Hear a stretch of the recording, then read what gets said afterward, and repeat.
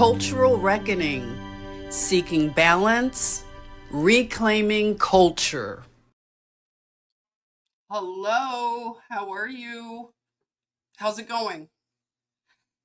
Hey, bear with me a moment, everyone, and just let me know if everything sounds fine, because I have to do something manual in Facebook because I'm sharing this to Facebook and it makes it private. So let me see if I can figure this out, if you don't mind. I won't take too much time. How is everyone doing? Thanks for joining. I know that you could be doing other things, and I'm glad that you're here spending another live stream with me as we get the band back together and we start to gather again. I know I've been away from the live streaming on a regular, and I'm back, right? So let me see, does anybody know, if anybody can just let me know in the comments, how do you turn on the public view for the live stream on Facebook? Because, oh, it's showing I'm live. Wait a minute. Bear with me a moment, okay? Public view for, oh gosh, it's showing I'm live. Okay, wait a minute. Okay. Is anybody watching from Facebook? Because I want to know if you can see me right now.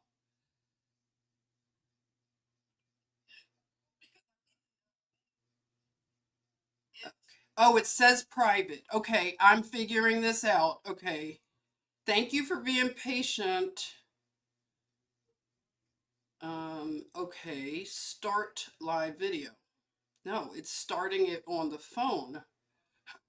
All right, everybody, what is going on? It's locked. That's what it is. Edit post. Let me see if I can unlock this. That's the problem. It's locked. Oh man, I don't know how to do it. If anybody knows how to do it while I'm live, I'm trying to unlock it on Facebook. Sorry. Okay, I don't want to take too much time away with these housekeeping glitches, but thank you for joining. Who's here so far? Let's see. We have IG. Hello, Hermana. How are you? No things, no thing nessing. Am I saying that correct? If I'm not, I'm sorry. We have Tina, the truth seeker. Hello. And we have Joseph joining us from Ireland. And we have, who else? We have Jen is okay on Facebook. So you can see, oh, it's Mish. Hey, Mish. IG, can you see it on Facebook? If you can, just let me know because I'm going to just keep it moving. All right, so as you can see, this is going to be episode 2 of our reunion live streams. And I titled it, Not My Fairy Tale, Kingdom versus the Cult of Culture. And the reason I named it this will be clear in a bit, but I want to try out another feature. You know, I told you I'm getting used to StreamYard again. And, oh wow, the guru is here. Hey, the guru. And who else joined?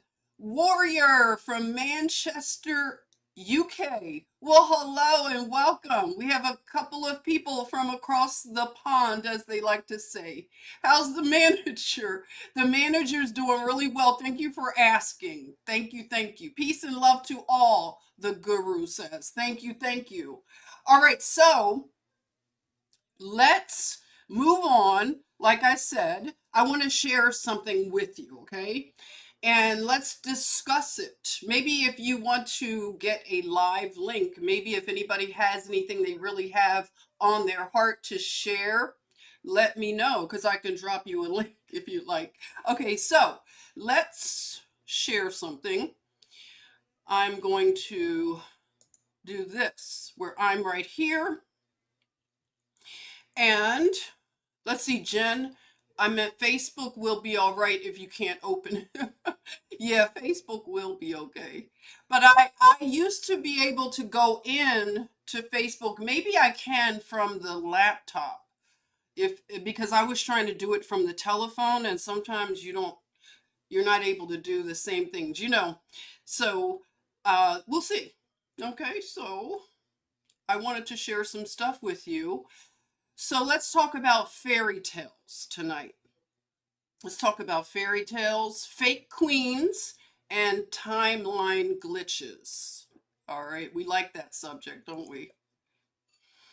So we have lots of fakeness going on. Okay, so I want to talk about this right here. The Grimm brothers. Let's see, what's going on with, can you see this okay? Let me know. The Grimm brothers, this is where a lot of the fairy tales have come through.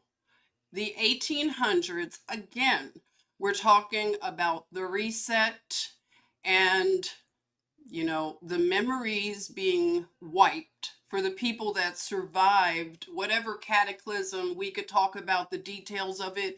I happen to think this makes a lot of sense, where these stories were carried over from the old world, and we have to figure out, are these myths true? Are these based on real things from another realm that's unknown to us? And was it part of that old world in terms of their system? If you want to say the old world system, we have the new world system. So that old advanced civilization, they did see and experience things that were different from us. We can agree on that. We can agree that they experienced things in terms of technology, ancient tech. We like to call it antiquitech. Hey, welcome, Juan. Juan is joining us. Thank you, Juan. How's it going? So the antiquitech that was available, you see it in old pictures. It's not far out stuff that is being made up. We can see evidence of this, and the people of that time, they saw things in terms of even creatures that we don't see currently. A lot of people are talking about some of these creatures. Are they, what do they call the things that they mix together, the hybrids and the things like that, right? The hybrids. And were these things just figments of someone's imagination, or were these things based on realities in the old world, as we call it, or the pre-flood world? And the way that the people came along to collect the stories, like the Grimm brothers. So we have the Grimm brothers out of Germany collecting stories, right? Going around collecting stories from all the different cultural lenses. And we're talking about Germany and the other areas of the world that now have names, because Germany wasn't Germany always. It was part of another world system, and the nations were carved up differently. Is that a good way to say it? Or they may have been land masses that were together at one time. So that's something that, you know, people are discussing, and I like to listen to those things, the cartography of the 1700s, the 1800s. It really gives a different picture of what the known world was at the time. So the Grimm brothers out of Germany, and Germany is interesting because we have a lot of ideology coming out of Germany around this time, right?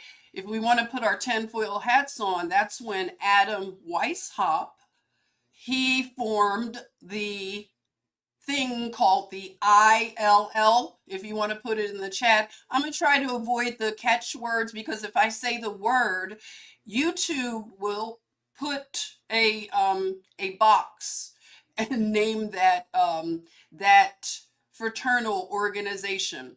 So you know what I'm talking about. Adam Weishaupt out of Bavaria, but you know, that's what we know of the German areas. So he formed that organization group to bring enlightenment. So these are all contemporaries of each other. And so these tales and myths and folklore, this is what women, when you think about it, women pass this down. Women are the ones that pass down culture. Would you agree? In the telling of stories and keeping what they used to call old wives' tales or superstition, they put a lot of words on these stories or traditions that have been kept over time. And now, through our lens and reinterpretations, translations, they changed a lot. And the way that we would describe something from the old world, it would be hard to do that.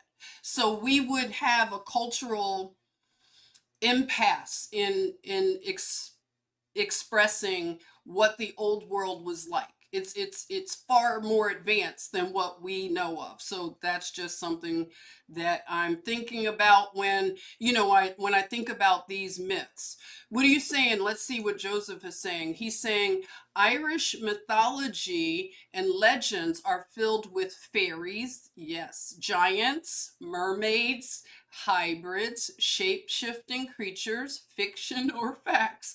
Now, Joseph comes from a part of the world, Ireland, that we know of these stories, folklore, fairies and giants and mermaids, all these things, and even the leprechauns and those sort of stories.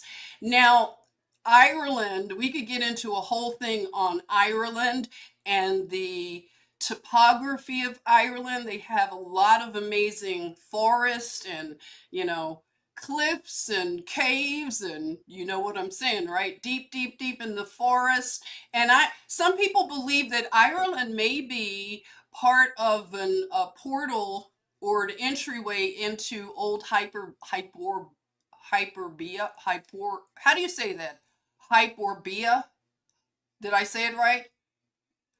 But yeah, and Druids. So a lot of that stuff that comes out of Ireland, Germany, the Scandinavian nations, and Russia, what we know of Russia now, it was Prussia and all these names that they had before. So let me just keep going. But I just wanted to say the Grimm brothers were people that brought these stories to life. Now we have an issue right now. When I want to ask you, Hyperborea. There it is. Thank you. Hyperborea. Hyperborea is one of the land masses. Is that similar to Atlantis and Mu?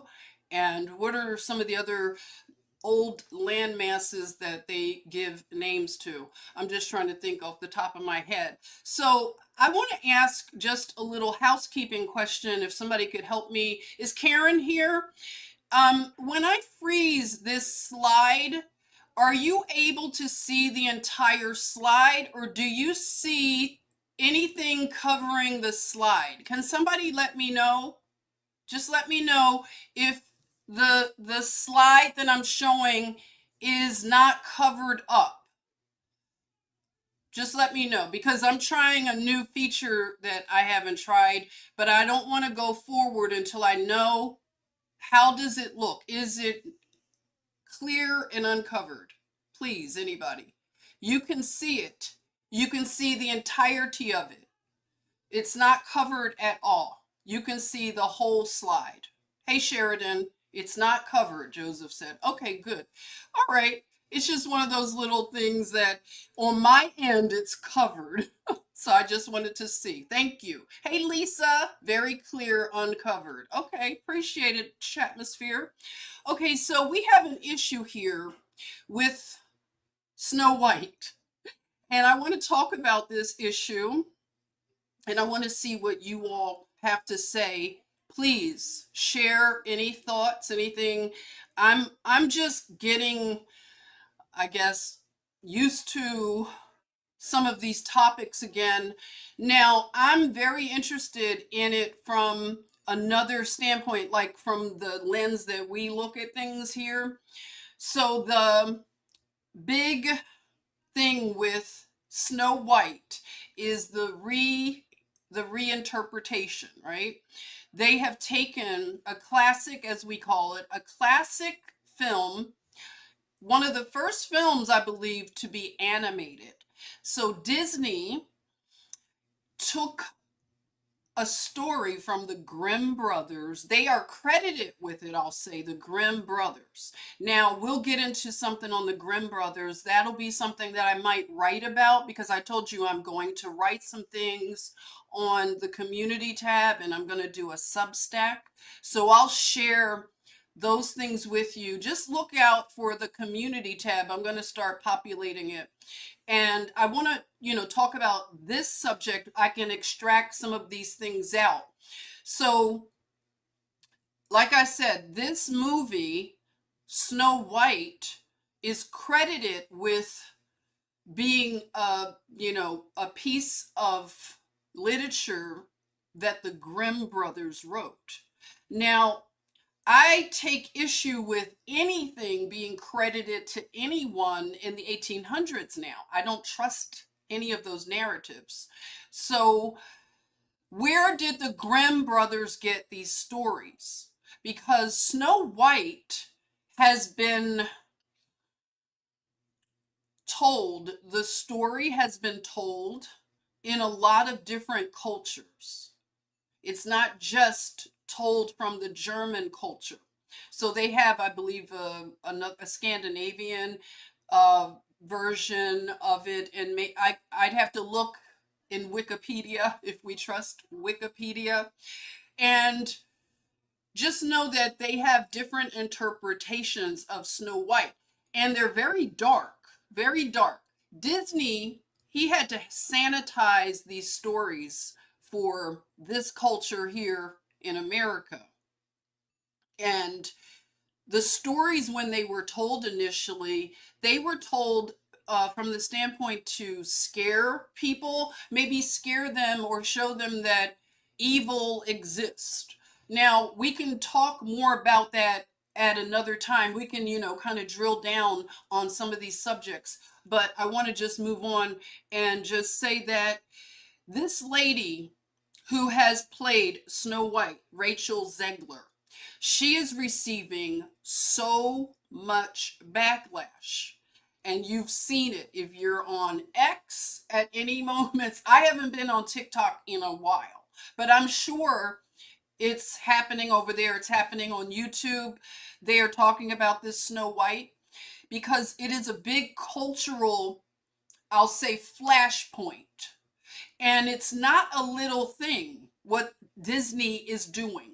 And that's why I want to look at culture and what they have done to our mindsets, because I'm a person who grew up on Disney, and I went to Disney World, Disneyland all the time. I took my own child to Disney World, Disneyland.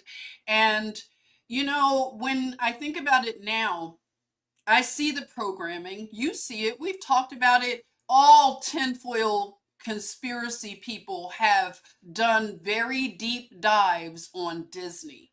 Now, if you're new to that type of thing and you're not sure about Disney, you may have children or grandchildren and you're concerned about the type of entertainment that they, take in. Disney has a lot of things, I'll just say.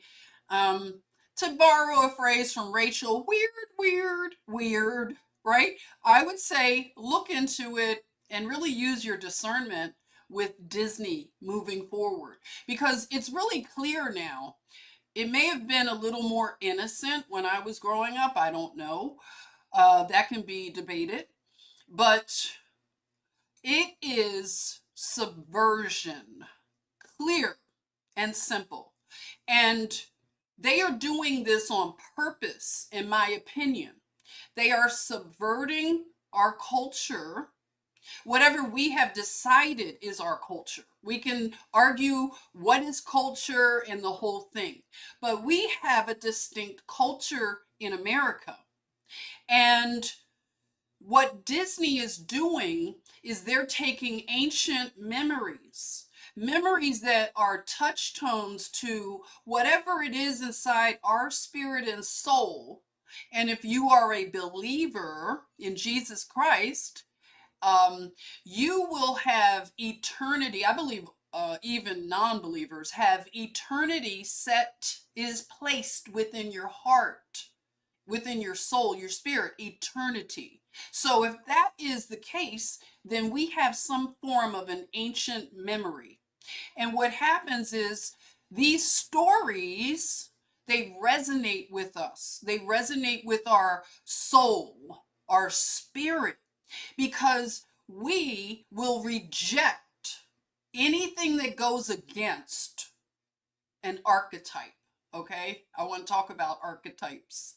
I'm getting ahead of myself, but anything that goes against an archetype that is placed within us, and that's part of that eternity, I believe, that God has put, the Most High Yah put inside of us, that anything that goes against it, our heart won't allow us to co-sign it. You know what I'm saying? Like we won't, it just won't work. And that's why this movie is getting ratioed.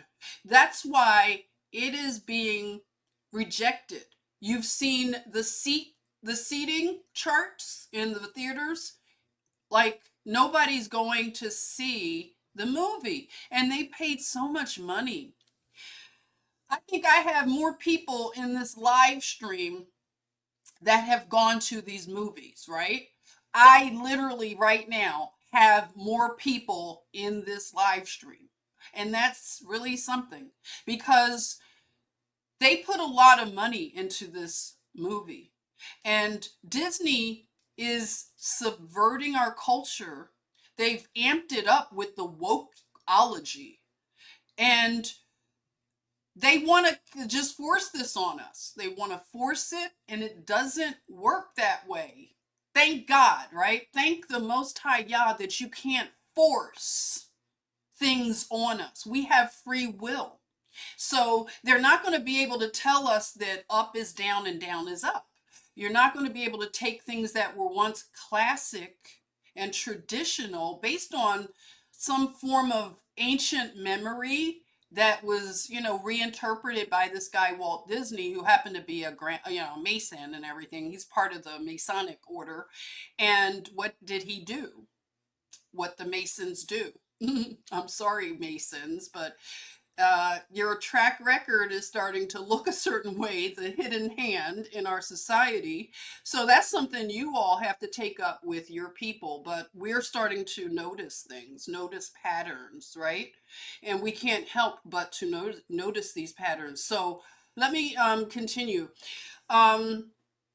Rachel, I would have played Rachel's latest video, but I'm feeling bad for this young woman. I feel bad for her because she is experiencing something in the public that we will never know what that's like, the full weight of consequences happening in real time in the public eye.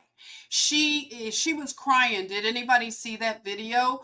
She's crying a little bit and talking about how people are going to come see her no matter what, her name, she's really caught up in the fact that she was selected for this, and she really believes her own press. And this is what we have done to these young people. This is really our fault, our culture's fault. We have given them this entitlement. And when they go to these universities, they become insufferable with this woke mind virus. And it's really hard to reason. You can't reason with some of them. It's not going to, you can see it right now, all the crash outs happening in real time. So, Rachel is going to be hard pressed to really see what role she's playing in the flop of Snow White. It's not going to be easy for her to see that. Now, the princess programming. There's a lot to be said about the princess programming. Anybody hear about this term, the princess programming? So I got caught up in it to a degree. I think that the generations behind me, the Gen Xers, I think that the princess programming was in overdrive for them.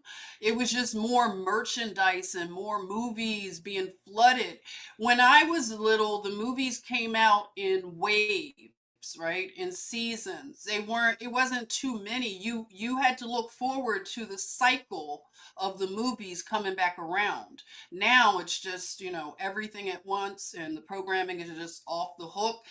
The subliminal things that they put in the movies, and the girls are programmed to want to be princesses, and it's nothing wrong with it, right? It's nothing wrong with wanting to be royal and regal. It's a reason why we gravitate and resonate with that. I believe for the believers is that we belong to a kingdom, and our father is a king of the universe. So that's, big stuff, right? You talk about bragging on your dad. So, we have a lot in to be really amazed at. And we are going to feel a certain sense of majesty with being adopted by a king. And I don't think it's anything wrong per se for little girls to dress up as princesses, but it's the whole mindset, because the princess thing is cute for little girls, and the whole Snow White story, I'd have to really look at it all again. How do I feel about the whole thing? I definitely don't have the take that that Rachel has on the classic 1930 whatever movie. But I think that the queen thing is my problem.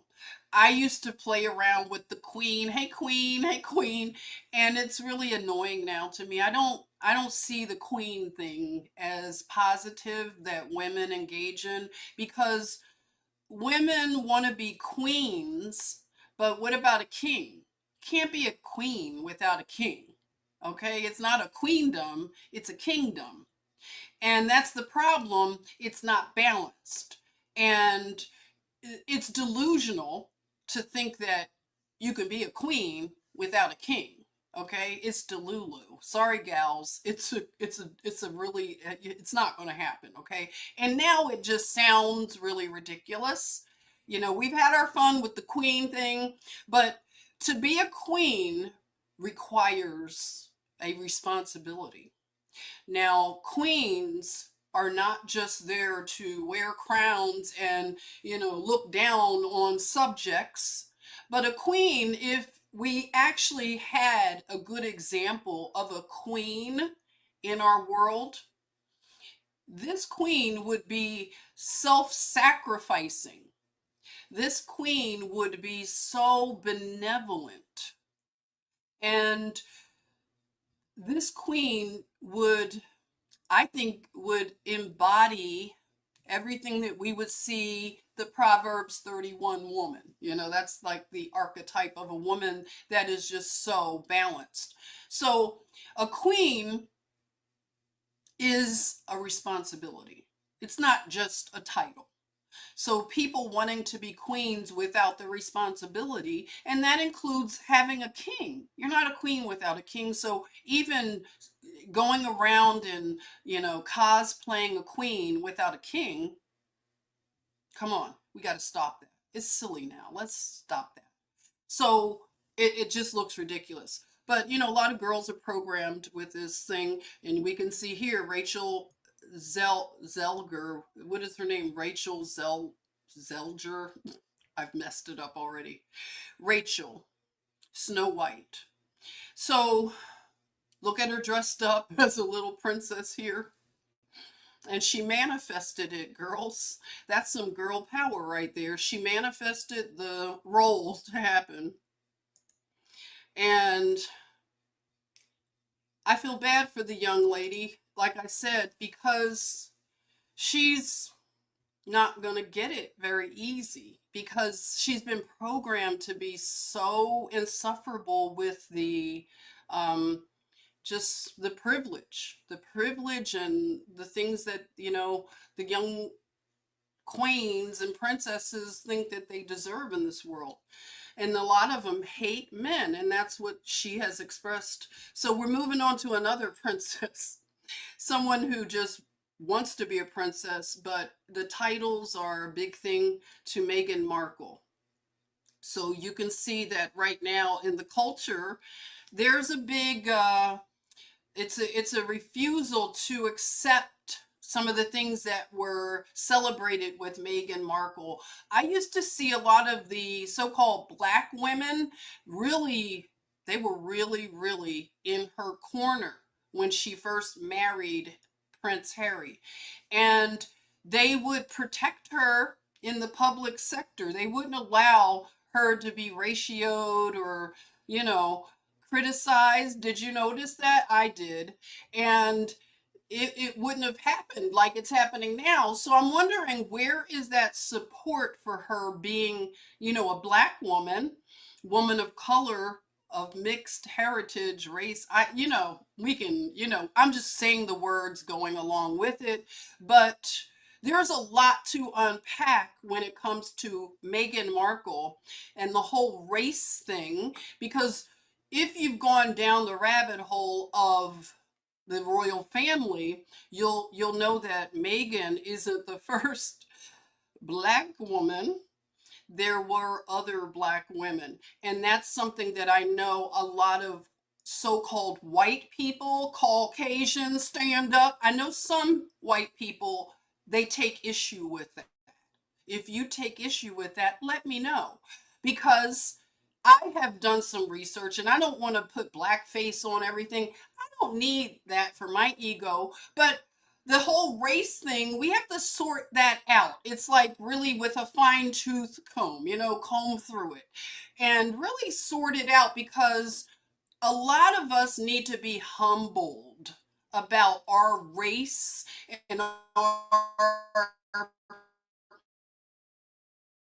contributions to the world, because when we do this study, right, when we go down the mud flood 1800s rabbit humble, because you realize nobody built this amazing architecture in the modern world. It didn't happen. So that's a reason to humble a lot of people in terms of taking credit for building this new world order in the architecture. I don't know any group of people that can take credit for that. Do you know any group? Because it becomes a racial thing. You know that, like, black people want to be the Egyptians, you know, it's like, we're the original Egyptians, we're the original everything, right?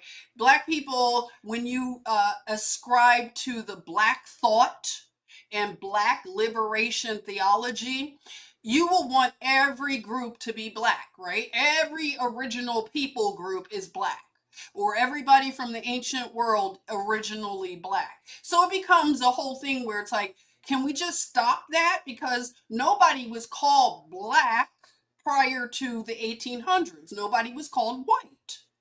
Am I right or am I wrong? We didn't call each other colors.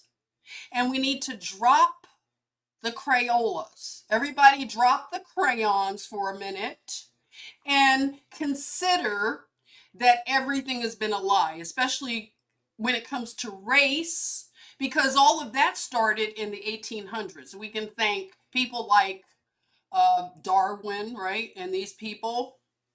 So race is really a lie. It's a social construct. Because when we think about Germany, Germany has Black Germans, right? There are Black Germans. There are Black Irish. Okay. I have in my family tree McGee and Kelly, two Irish names, McGee and Kelly. So I didn't get them from a slave master because the Irish were not slave masters. Can we just get the Irish off of that?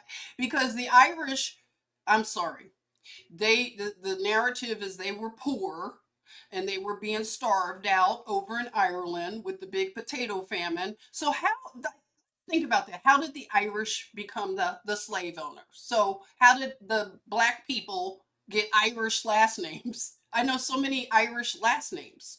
So the whole thing is, the guru's name is Irish.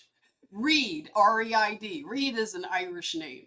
So we got to drop the race hustle because it is going nowhere fast. It is stupid. And we should know more now, especially the ones that have gone down this scholarship road. Because the 1800s is when all of these things started in our modern world. All we have to do is go back a little bit, right? No further than 250 years to look at who are these goobers that have messed with our timeline. Who are they? And why did they want to make everything a color? Because it wasn't like that in the old world. Do you see what I'm saying? So these German tales and Germany, as we know it, had various people. It is about, okay, I'm getting off onto another tangent. Let me just finish my slideshow. Okay, let's go on. So we have the Duchess of Montecito brunch. So we have Meghan Markle, and she has, in my opinion, she has taken an archetype of a princess, of a royal woman, and she did a few things, you could say, allegedly manipulated some events. And that's that, if you want to get technical, a lot of times when women want a man, they can be very ambitious. And a woman can do things that are very creative, I'll say, very crafty. And in a way, it can be seen as witchcraft, right? A little bit of witchcraft can be infused into a woman's getting a man. And we can really, really get detailed with that. But women going after a man of that level and making things happen in the background, it's given me like Jezebel, maybe a little bit of Jezebel. You said put a spell on him. Yeah, it could be. A lot of women dabble in real spells, love spells. If you've ever put a love spell on someone, let us know. We won't judge you. You've repented, right? You're not doing love spells on men. But some men don't even know what hit them. because women have been taught these things. This is part of the passing down culture. Certain cultures engage in these things more than others. They do things that are really pretty deep, down to putting things that, a woman has a monthly thing that happens, and some women will take the red from that and put it in spaghetti sauce. Am I going too far? Trying to edit what I say, but that is something that is cultural. We'll have to talk about that some women have engaged in. So the love potions and love spells, yeah, I think they work in terms of if you have a weak man like Jezebel's husband. What was Jezebel's husband's name? Was it Ahab? Tell me in the chat what was the name of Jezebel's husband? But a weak man like that, it will be easy for Jezebel to just spin him out, right?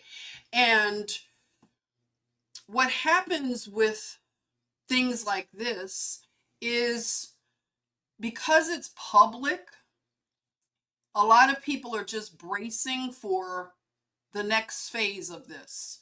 And it doesn't look good. When you see video of Harry and Meghan together, it looks like she's taken his soul. That song by the Philadelphia group. What is their name? They say, "Oh, here she goes. Watch out, boys, she'll chew you up. Oh, here she goes. She's a man eater," right? "Oh, here she goes. Watch out. Look out, boys, she'll chew you up. Oh, here she goes. Watch out. She's a man eater." Hall and Oates. Yes, Hall and Oates are from Philly, by the way. So some women are man eaters, okay? And I'm not saying Megan is, okay? I'm just saying some people may say that. And because of that, Mr. Harry, if anybody's in his corner, he needs a lot of spiritual support. Because whenever they're together, it's like he can't really express himself so freely. It doesn't seem that way. I've watched just a little, not a lot. I'm just kind of getting into the Harry and Meghan thing because I'm kind of behind. But it's like oh, what's happening? Forced perspective on your microphone is crazy, sis. Tell me what that means. Hey, John. Uh-oh, John's telling me some technical things. Hold on, everybody. What's going on, John? With the microphone, what do I have to do? Do I need to do a setting? John knows this stuff. King Ahab. Thank you, Tina. So King Ahab was the husband of it's okay. Juan said, just makes your microphone look man. Oh, John. Okay, you're just teasing me. The perspective of the microphone. Can I do something better? Oh, that's cute. He said it just makes your microphone massive.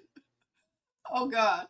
Okay, a bigger voice. I got a big mouth. So wait, it sounds good, everybody. Now I thought he was saying something perspective. I try to know techie talk, and I know that John is a good tech person. He can help me out. So back to the Duchess of Montecito brunch. Now, Megan has a show on Netflix where she's doing cooking and different crafts and things, and it's not being received very well. And I'm learning of a lot of different content creators. I've gotten in that algo, the Meghan Markle algo, and it's really fun. I found some women that really match my snarky style, and they're really into this Meghan Markle thing. This is a real rabbit hole for some people. And I'm just really enjoying learning more about Meghan and just her archetype, the ironies. So She's out there in Montecito, California. They came back, tucked tail to America. Well, Harry came to America in British invasion. I don't know. America, are we owned by by the Brits? Hey Brits, hey there. They say you own us, and never left. We never had a real revolutionary war. That would be the U.S. corporation, right? Because we could talk about not having that around anymore. So the what was I talking about? The wine. I'm trying to look at the chat too. So the wine brunch people, the wine moms. You've heard about the California wine moms. I was kind of a California wine mom. I know it's a cringy thing to admit, but I hung out with the California wine moms when I lived in LA and Thousand Oaks and stuff. And it is a real, when I say a real culture, the California wine mom. Do we have any California wine moms in the chat? If you are later and you see this video, drop a wine emoji. I don't know. I want to see, do California wine moms make it over here sometimes. But I used to be one. I have a cousin out there in LA. She's a real California wine mom, and a lot of my friends out there. So, they have the vineyards and the culture of just drinking wine and having small plates of hors d'oeuvres and things like that. Women get together, and it's a nice way for women to socialize when it's done in balance. Is that okay? I don't have a problem with it. I used to have a lot of fun times with the gals, okay? And we would have fun. We would laugh and maybe drink too much wine. I'm not advocating it. I'm just saying it was part of the culture. We're going to talk about culture. And so I've had some experiences with some of these cultural things, and I'm looking at them with a different lens. Okay, I'm looking at the things that have happened in our culture that have been praised, and I don't think that it's a good thing. Women have to really reset this culture. So Megan is having a hard time. Juan is he's a California wine dad. Yeah, if you're a wine dad, let me know. But I think maybe Juan might be a wine dad. It's okay, Juan. Your name is Juan. Juan, the wine dad. I'm not judging you. No judgment. No judgment. Okay, so this this world that Megan wants to be a part of, it's not real. And because she's basing her life on an image, we're watching this collapse, and it's really sad to watch in a way. It's sad. Like I said, I don't want to play that video of Rachel crying because I feel kind of bad for her. Like she could be my daughter or something. Like it's sad with her because she's not getting it. She's going to be blamed for bringing Disney down. Can you imagine? Like it's like that guy that brought what is it, Budweiser? What was that kid that brought Budweiser down? I would hate to have that as legacy, but we'll see. People forget quickly. Maybe she could become a podcaster and change up the algorithm on herself. I don't know. We'll see. Okay, so we're going to see how this goes with Megan. But I think that, I don't know. I don't think that Harry is going to be able to maybe sustain some of this too long. I don't know. What do you think? It's sad. So you could see how she has been treating her friends on the show. Really awkward, just real sad stuff. We have the archetype assassin. I'm calling Meghan Markle. The archetype assassin. The irony is she had a podcast titled Archetypes, and she tried to dismantle every one of them. And that's not going to work really well for her because She's going against culture and what we are now starting to move towards, more traditional things. Yeah, she has a husband and kids, but she's too ambitious. And her husband, what is he doing besides being the pocketbook, the wallet for this production? The one that provides the clout and the title, really. Let's be real. It wouldn't happen without him. All of the stuff she's doing, the jams, the jellies, the farm to table, the cooking shows, the anything podcast, all this stuff, she is being propped up by her husband. Is nothing wrong with that. But at the same time, he looks like he's withering away. What is he doing? It doesn't look balanced, this whole thing. It just doesn't. And it kind of looks abusive in a way, allegedly. I don't know. What do you think? Molly says she's a dude for sure. Now, I'm not saying it. Molly's saying she's a dude. I love you guys always saying everybody's a dude. You're back on that again. I've missed you. Everybody's a dude with the chatmosphere. They crack me up. She's a dude. But yeah, a lot of people are dudes. So archetypes are things that, what do you think of archetypes? Are they something that, again, I believe that these things they're wired deep within us, archetypes. And this is done by the Most High Yah. And it is to create order, right? Not to have this chaotic stuff that these liberal Marxist rebels want for the world. And so, magic for the masses. Disney has provided magic. And that's one of the problems I have with Disney, to be honest, is the whole magic and the spiritual component of Disney. It's very concerning. So the children get introduced to black magic, witchcraft, spells, and bippity boppity boo, and all that stuff. That stuff, wishing on stars, I mean, we could go on and on. It's a lot of problems with the Disney movies, and they come from the Grimm tales, who gets them from somewhere else. So we're going to get to the bottom of that.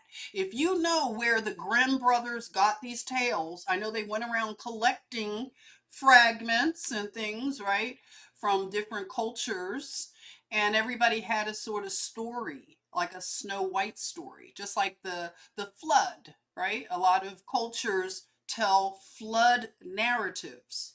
So this whole thing about taking magic and making it public, people who don't understand it are doing practical magic. They're doing a little bit of what they call good magic, right? We have good witches and bad witches, white witches and black witches, right? So it's all witchcraft in the end. Sorry, gals. We talked about manifestation, right? Loading the princess programming.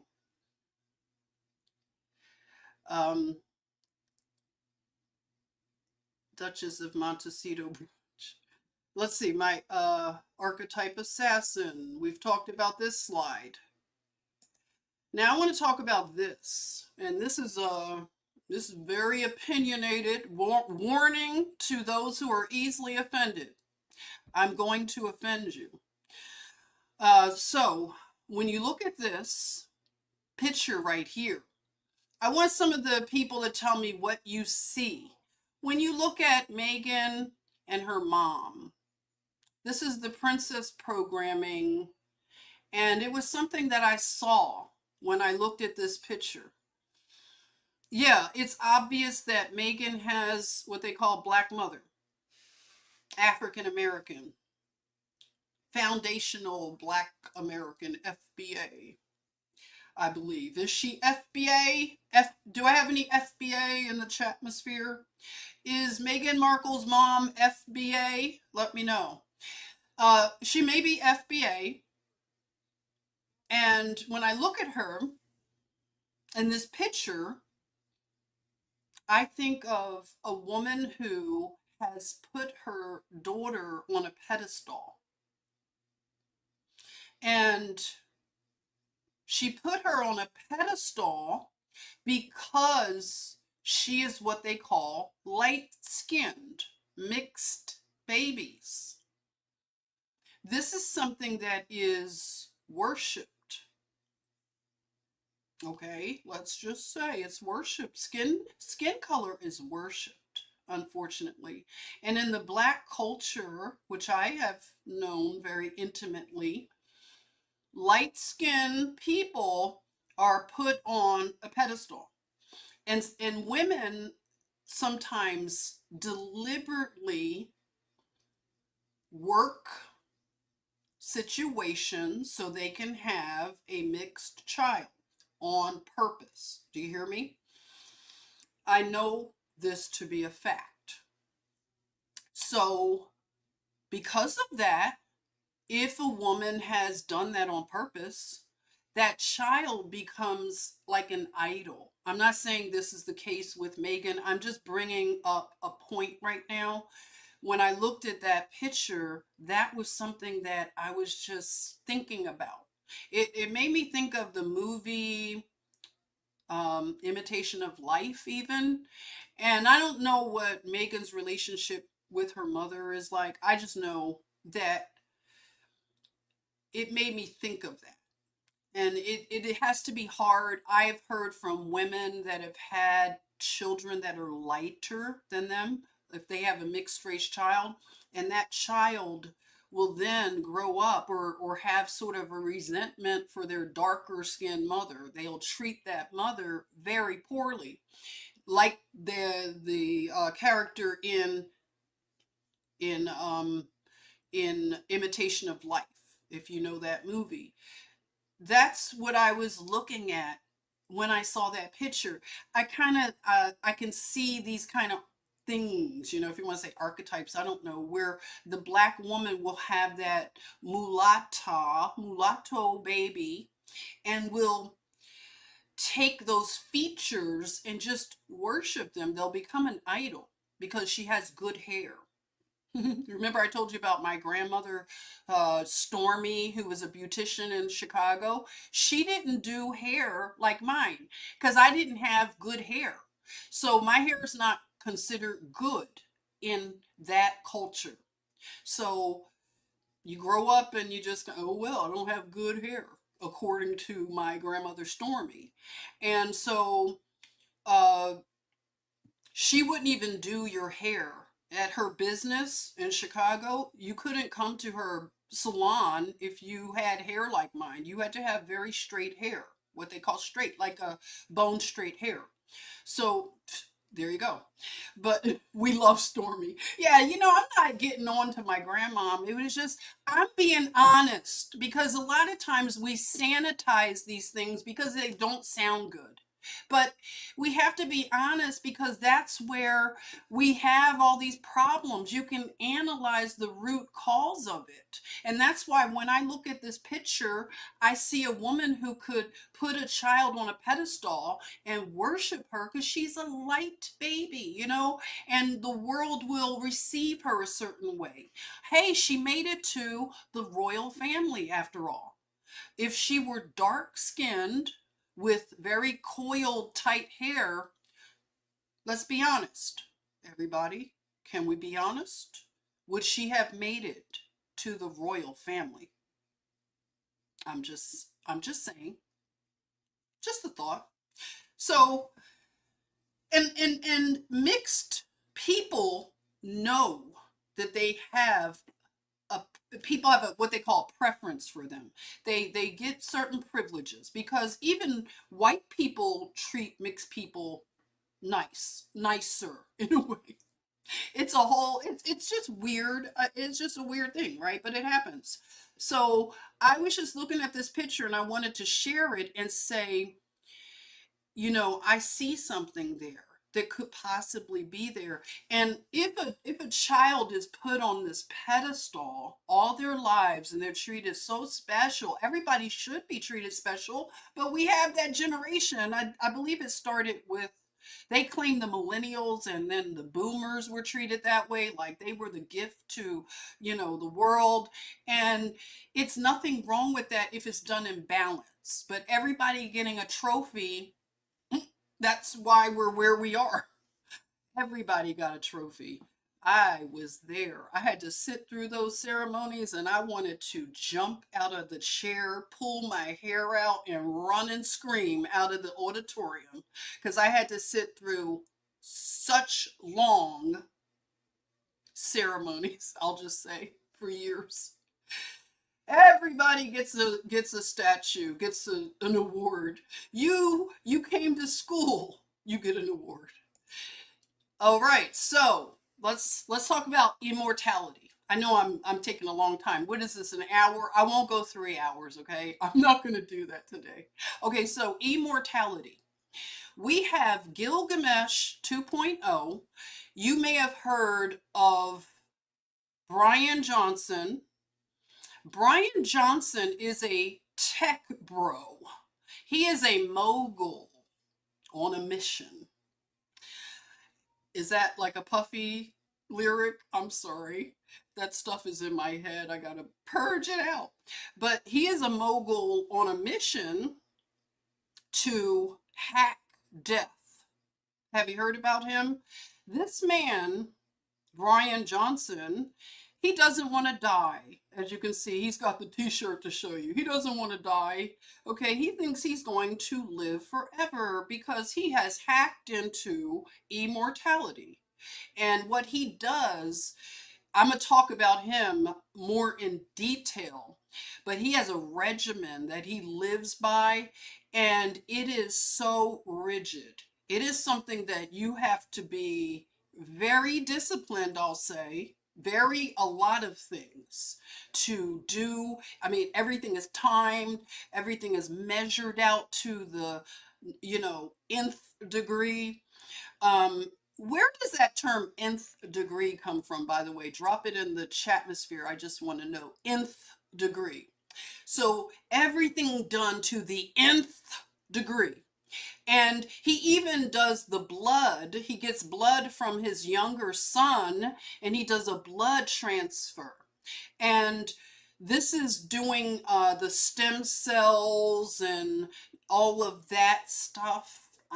Epstein, if you remember Nygaard in the Bahamas, right? Nygaard and Epstein. In fact, Epstein had an office at Harvard where he did some sort of bio stem cell stuff. Nygaard was also very interested in stem cells. If you remember, he was pumped up, like, really cut. Skin just flawless, hair just luxurious. And they put him in jail, and baby, it looks like Dorian Gray. I mean, he looks a hot mess if you look at Peter Nygaard. So when he couldn't do the chrome and put that into his arm, or however he did it, babies, the babies that they don't want to come into the life, the living, they use the stem cells and the stuff, we'll just say. And this is what Brian Johnson is into, is to take blood. Blood is very important. And a lot of times when we talk about blood rituals, we get the side eyes from the NPC types, where they're like, that's not real. Where'd you get that from? Yeah, well, it happens. It's very real. The blood rituals, the blood stuff practices are very real. And in fact, if you're a believer, blood is very important to the believer, because without blood, there would be no forgiveness of our sins. So the blood had to be shed, a perfect sacrifice. Now, the other world, that's against the kingdom, they have their own mockery, and they, they imitate. And so blood is very important. So anybody who just wants to poo-poo this whole thing, whole cloth, and say that's not happening, it really is. Okay. So if you don't believe it, sorry. Oh, Molly is telling me about the nth degree. Nth degree is degrees of annihilation. Ooh, interesting. Wow.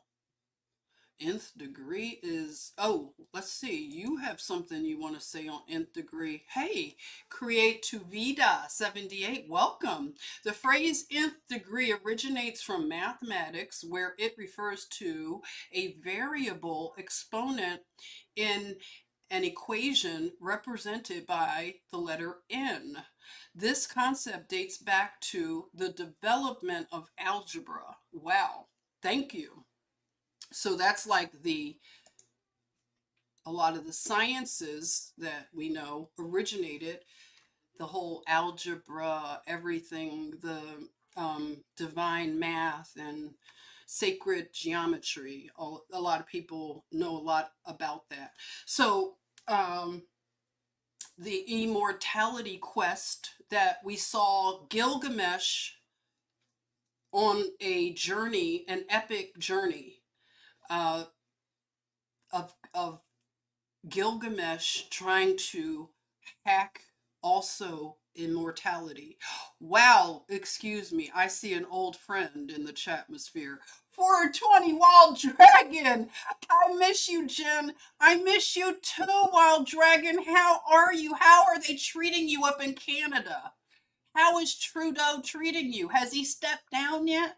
Let us know, because we're about to become, you're going to become part of us, right? Would that be okay if we put you in the in the whole family here? Is that okay? We be all America, the Americas. I don't know. Let me know if you want to just stay in your own space. I understand. I won't take it personally, but if you are up to it, we don't mind you being the 51st state, and we'll treat you much better than that guy. Okay.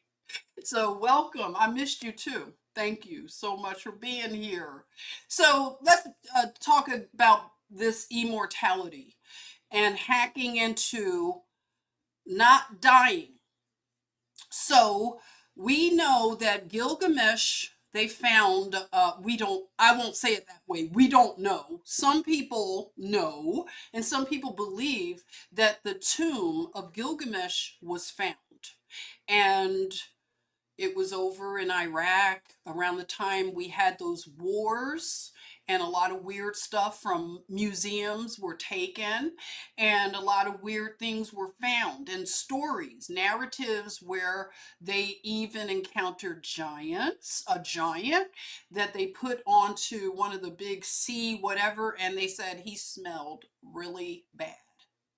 Did you read the narrative of that giant? They said it was a smell that it smelled like a giant. He smelled like a giant, whatever a giant would smell like, a giant odor. So the giant, they said, like, I can imagine, like, they put a net on him, like they caught him and they put him on the sea, whatever that big plane is. It had to be pretty big to take him where? If this is true, everybody, wink wink, if this is true, I don't believe it that they found a giant in Iraq, and I don't believe that they looted the museums in Iraq. I don't believe that they looted the palaces and castles in Iraq. I don't believe that. I believe they were there on a humanitarian mission, don't you?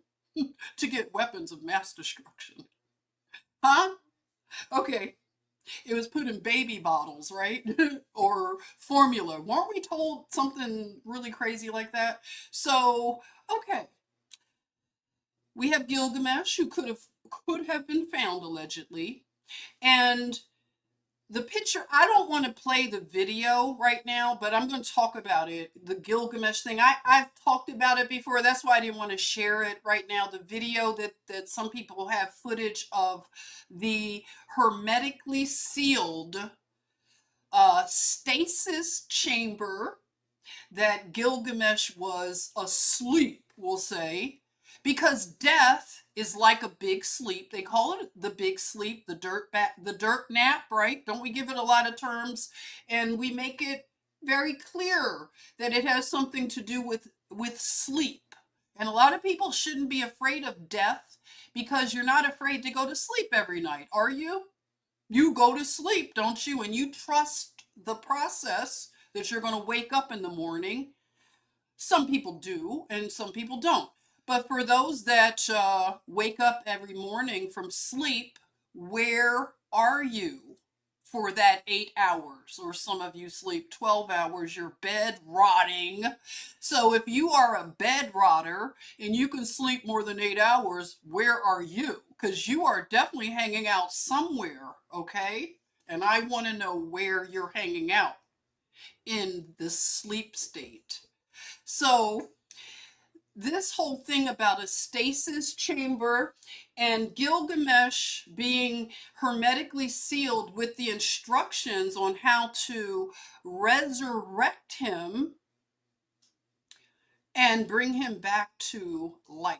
Do you believe that's possible? Do you think that's what has happened? Maybe? Possibly? Let me know what you think. So, if that's true, boy, things are going to get very interesting if that's true. So Gil, I'll call him Gil. Gil could be hanging out somewhere with somebody. Could he? Where would he be? Give me some ideas where you think Gilgamesh and some of his other Nephilim giants might be hanging out if they're around. So people that don't want to live a lawful life according to the laws of the Most High Yah, they don't want to die, right? They're really afraid of dying, and they don't want to go by the instructions that the Most High Yah, the author of life. So he is the only one, his son, Jesus Christ, is the only one that beat death. Okay, he actually died a horrible death, but he beat it. He beat death. He made an open humiliation of death, and he had victory over death. Nobody ever has claimed such a thing. No one has defeated death and been resurrected bodily, a bodily resurrection that was witnessed by many people, many accounts of this resurrection. So if he's the only one, I mean, we do have people that I believe have been translated to another realm. They've been taken up, like Enoch, Elijah. Is there anybody else that I'm missing? Enoch and Elijah. And of course, we have Lazarus. Lazarus came back from being in the bosom of Abraham, and Jesus brought him back to the living realm. But these are the only people who have been, that we know of, like recorded, documented, in the book that we believe in, a lot of us. Some of you may not, but that's okay.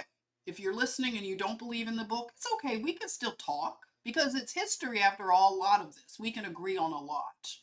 But, so the whole living forever, we were not supposed to die anyway. Death entered in because of the garden incident. And because of that, people aged and got old and died. You're not supposed to age, okay? You're not supposed to wither away and degenerate. That's not normal. We've normalized aging and we hate it, we fight it, we defy it, but it's all for naught because nobody can fight aging and win.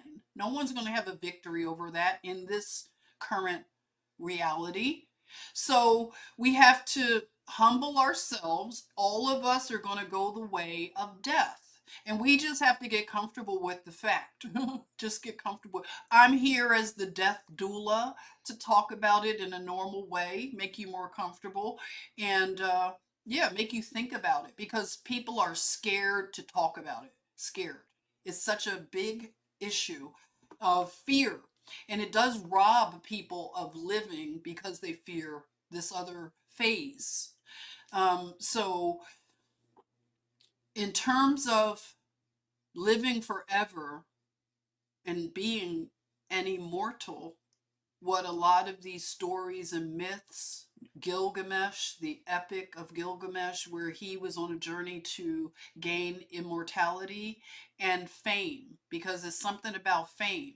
Remember the song for all the Gen Xers? We grew up on that. I want to go to a school of performing arts and be like the movie Fame. I want to live forever. People will know my name. Those are the vibes from the whole fame pursuit, is that I want to live forever and I want people to know my name. Men of renown. In the old world, they were called men. Sorry, I have a hair. Men of renown. So Gilgamesh and the Nephilim were great men of renown. So that means they were famous in the old world system. They were the Beyoncés, they were the big stars, the, Taylor Swifts and Justin Bieber's and Diddy's. Yeah, we had Diddy's over in Greece and Rome. Lots of Diddy's. They called them things like Caligula, right? And stuff like that. Nero. Um, so yeah, you love that song by Irene Cara. Yeah, Irene Cara. I used to love her. She looks so much like a relative of mine, so I always thought she looked like this person. And okay, so where was I? Gilgamesh hacking into immortality and doing it illegally. I mean, everything is legal and lawful if it is legal and lawful. And to try to hack into death is not legal and it's not lawful, according to the author of life. You have to go the way that he says. He says you have to die and you have to go through the portal, the gate, the door, which is the person of Jesus Christ, his son. And that's the only way to get there. Sorry. Sorry, Oprah. All roads don't lead to where the Most High Yah, according to what he said, I didn't make it up, you didn't make it up, that's what he said. He sent his son on a mission to rescue his children and to defeat death. And he did it. He did it magnificently, perfectly. The only one that can do it. So if you are afraid of death, I'm going to be talking about it a lot. Immortality and things like that. We're going to explore these things. Where do you go when you go to sleep? Like I said, I'm going to look in the chat and see what you all said later if I've missed it. I'm sorry if I've missed it. I'm kind of going on sort of these tangents, but I appreciate you being patient because I wanted to talk about Walt Disney also because I'm tying him in. Walt Disney is reportedly frozen. I thought of the movie Frozen. I don't know. That's just how my mind goes. I was like, wow, Frozen. Okay. Anyway, they said he cryogenically. I heard when I was younger that he had to be decapitated and then the head had to be frozen. It couldn't be the whole body. I don't know. That's what I heard. What did you hear? So he's on ice waiting to come back and maybe fix his company. And Snow White, maybe he does need to get thawed out and fix Disney. But I think this is what has to happen. This is the full circle of Disney. It's like an Ouroboros. It's eating itself. is cannibalizing itself, and we're not going to interrupt, right? We don't want to interrupt while Disney is Ouroborosing themselves, right? So anyway, that's that. So yeah, Walt could be on ice somewhere. Disney on Ice. I used to go to Disney on, I used to do a lot of that stuff. My mom was she was so cool. She used to take me to the movies, the matinees, the Disney movies, the Apple Dumpling Gang and Pippi Longstockings. Anybody? We used to do that when I was little all the time. Go watch a matinee, and she loved it. She would be cracking up. I love the way my mom laughs. And we would be watching Pippi or really the Apple Dumpling Gang used to have her, I mean, bent over, crack, giggle, snorting, and I'd be laughing. We would have so much fun. Yeah, good times when I like to go to the theater, right? So anyway, yeah, Disney, Gilgamesh, and Gilgamesh 2.0, Brian Johnson, and the tech bros who think they are going to beat death. Wow, what a silly pursuit, but some people want to try that. So right now we're experiencing what I would call spiritual jet lag in a way because of these timelines and how they're just not real. So it makes you feel disoriented, right? So I'm going to just call this a spiritual jet lag, and we just need to get over our jet lag. But we're going to recover our memories in the name of Jesus. So I wanted to talk about this real quick because of just the way culture has expressed time as a concept. We grew up, a lot of us, with the Flintstones and the Jetsons. In fact, a lot of Gen X, they say things like, well, I expect it to be flying in a car by now, because for some reason we were given an expectation of advanced technology like the old world had, and we were anticipating that we would make a quantum leap technologically and we would have individual flying vehicles, right, like they had at one time, a lot of us believe, allegedly. So there is an episode of the Jetsons and the Flintstones. Remember, I covered this in a upload like a couple of years ago because I didn't know about this. I didn't know that they had this episode. Did anybody know this prior to 2020? Had you watched the episode where the Jetsons and the Flintstones meet up? So what they did with this, it's fun, but when you look at it from the esoteric, what are they really communicating with this cartoon?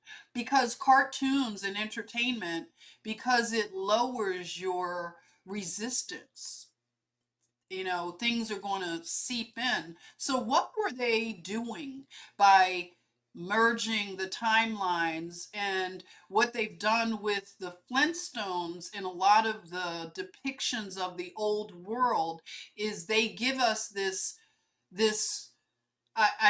theater of the mind, I'll call it, where you envision the old world population. You see them as primitive, right? Because they have Abe Lincoln in a cabin, and then they have him, at a theater that looks Tartarian, and you're like, what is it? What's the timeline here? So because of the manipulation of the timelines, it's like we're being mocked. And shows like this, being catered to children, younger people, I just wonder, what is this time warp? And why did they do it's fun as a concept, but really why? Like I said, the Flintstones are living in the Stone Age, and I don't believe we had a Stone Age. If it was a Stone Age, they were using stone, like real stone, to build real buildings. So that was the Stone Age. Maybe they laugh, tongue in cheek, because they call it the Stone Age and they make it look like the Flintstones, when in fact it looked more like the Jetsons. I don't know, better than the Jetsons. So anyway, I just wanted to say that was interesting to me from a cultural standpoint. And the you've probably heard about the finding at the Great Pyramid of Giza, that they found underground city and lots of things going on. And we'll talk about that maybe if you want to talk about that more. It's fascinating. So we have the old world and the new world just I don't know, kind of intersecting at some point. So the kingdom remembers, okay? And so do you. I believe you remember, okay? You remember some ancient things that were put in you from the Most High Yah. It's a memory that I'm sorting this out. I'm trying to figure it out. If you have it figured out, help me, help me. So I believe the kingdom remembers, and so do you. So I just wanted to share some of these pictures right here of the earlier depictions of Snow White, based on these fairy tales and myths, folklore. I just wanted you to just look at this and just take it in, because it's interesting. I was too young to really think about the concept of this woman being placed in stasis. Basically, they said she died, but was she really dead? She was put in a looked like a glass stasis chamber, until the prince, notice it was a man, a man, compliments, and the man was the one to rescue and revive her. Sorry, girls, I'm knocking your crown off. You don't deserve it. So I want to look at this and just take it in. And what is it really communicating? This glass coffin. Juan says it looks like an oxygen chamber. It does. It does. Yeah. And St. Peter, IG says St. Peter is in a glass chamber in the Vatican. I have heard that. I have heard that. And here are more pictures of the princess being resurrected. Now, when I saw this picture, it communicated resurrection. So were these ancient old stories, were they being transmitted through culture to speak to the eternal part of us, where resurrection is a promise to the believer? Resurrection. And it's powerful. I think we just need to say it more and really ponder resurrection. There is a power that Jesus has to resurrect a dead person or anything that has died. He can resurrect it. He has a power that can do that, bring dead things to life. Mind-blowing, right? Amazing. So I just wanted you to look at that with me, because it touched me in a place that is my eternal space, a sacred space. So these stories are communicating something deeper. And in all of the noise and distraction of Rachel Zegler saying all of the woke feminist garbage that she's saying and crashing out in public in real time, that's a distraction from the culture. Like, we can see the cultural of the modern woman and the fiasco of the modern woman, but it's also an archetype. It's an archetype that is, I believe, being resurrected. And the archetype of the Jezebel, the witch, that is being, it's descending. So we have to be responsible for the rise of the archetype of the good woman. We don't hear about the good mother, the good queen. We need to hear more about those archetypes, not this Jezebel who wants to have all of these modern woman, you know, attributes. She's a girl boss. She got degrees. I went to college and the university. I got 10 degrees. I got my own this. I got my own that. I go on girls' trips. What else? I mean, it's all of that. And it's disgusting. I am so repulsed by feminist ideology. When I hear a feminist that's dyed in the wool like this Rachel, and she's spewing that feminist garbage, I know it. Because when I went to Spelman, they had classes that spewed that garbage, women's literature. You know, you're reading Toni Morrison. And these women at Spelman, they were spewing the most vile feminist stuff. And that gets into you. That influences you. They were saying things like, for the girls that were more traditional, they're trying to get themselves a Morehouse man so they could get married, become a mommy in their young age when their eggs were nice and fluffy and fertile. That's when they wanted to find their Morehouse man. I almost had one. But anyway, well, I got distracted for that. Anyway, I'm being silly. I'm trying to be serious. Have you noticed that? Give me some credit. I'm trying to be serious tonight so I can get my thoughts out. Okay, but anyway, I digress. So, what happened on Spelman's campus, for anybody that doesn't know, Spelman is a college for Black women, and it is part of the HBCU. It's for women, part of the Black Ballet, talented 10th of the Black people, the Black elite, right?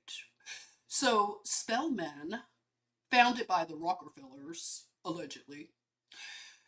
Yeah, all of that stuff, the women's studies. So I would hear the girls saying things like, I didn't come to Spelman to get my MRS degree. Wow. Wow, sis. So the girls that were there to get their MRS degree along with their other degrees, maybe they took literature, I don't know. But what was wrong with that? Because those girls had their babies, got them out the way, and the women's literature ladies, some of them regret waiting when they could have gotten their man in college, right? Before he had lots of baby mamas and dramas and all kinds of things. You could have had it all nice and clean and tidy.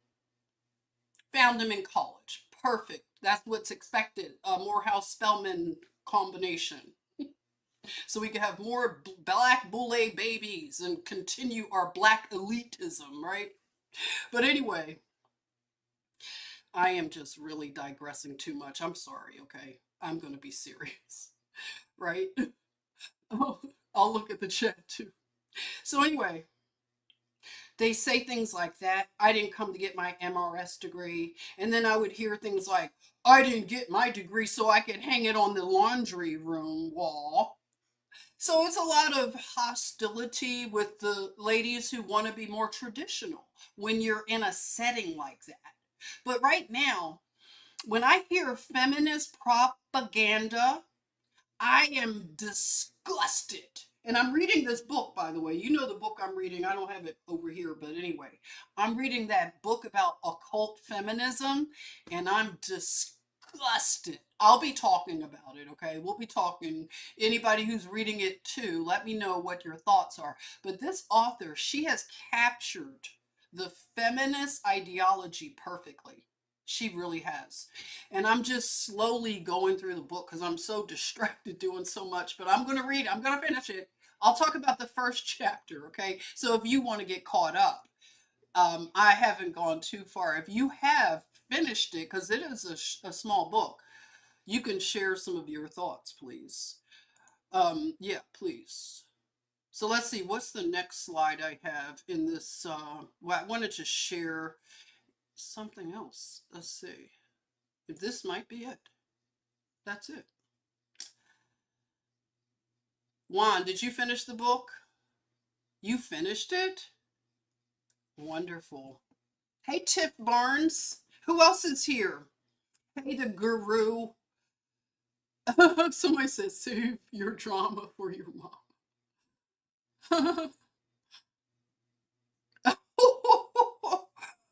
That is some shade right there, the guru. He said they definitely weren't going to find their man at Morehouse. Uh-oh. That was some real shady stuff. The spoon, I got the spoon. Yes, indeed. Let's go out on the spoon. So I'm going to stop the live here. And I want to just say that I want to talk more about these archetypes and these stories and what they mean to us really deeply. If you have thoughts on the archetypes, share them in the comment section. I really like to read your comments and I appreciate them. I'm sorry that I don't get to all of them. I'm going to get better with that, so forgive me, but I do love to read them. So please leave a comment about anything. Even if you need to correct me, you feel like I said something maybe off, share the correction, because I do like to stand corrected. And a lot of this stuff is my opinion and just the stuff that I'm researching and gleaning. And I like to have a, back and forth with you and see what you all are also. Uh-oh. The cat has the mouse. Twinkle, please leave the mouse alone. Please leave my mouse alone. Excuse me, the cat has the mouse. Leave it alone, Twinkle. Okay, so everyone, I wanted to just say that I appreciate you. I'm gonna see you real soon. Does she mess up the camera? Twinkle, do you want to come say hi? Do you want to say hi, Twinkle? Come on and say hi, since you've been doing a few things. You might want attention. You could come up and say hi to everybody if you want. Or Josephine. Josephine is more shy. But anyway, I will see you all very soon. What are you saying? Misha's saying it all comes down to what they told us. It's all them and their stories. That's all we get, their narrative. All righty. Thank you. Take care. I'll be putting some things on the community tab so you can check those out. And if you wanted to follow me on social media, I try to keep my name the same across the platform. So Jennifer Eason Washington, Jenny the John on IG. On X, I'm on X. I'm not verified, but I'm there. And I do my little sharing or retweeting. And you can hang out with me on X, here on YouTube, on Instagram, or Instagool, as we like to call it, from our guy, Paul. I have to go see, I got to go check on Paul. I haven't seen Paul. You know I love Paul. I haven't seen Paul in so long, but he calls it Instagool, and it just... it tickles me. So I'm Jenny the John on Instagool. I'm even on TikTok again. They took my TikTok down because I was talking about RFK Jr. They didn't like it, took it down. So I have another one right now, but I need to be on there doing stuff. So I'm going to do more stuff. If you are a TikToker, please share that in the comments. So let me know who you are on the TikToks, and I'd like to connect with you if it's okay. We can stay connected there. And eventually I'm going to be creating a newsletter. What does that sound like? So I want to share more details of the newsletter that I'm going to have dropping soon. And I will keep in touch in different ways. So we're going to end this live stream here. Thanks again for joining me, and I will see you very, very soon. Take care.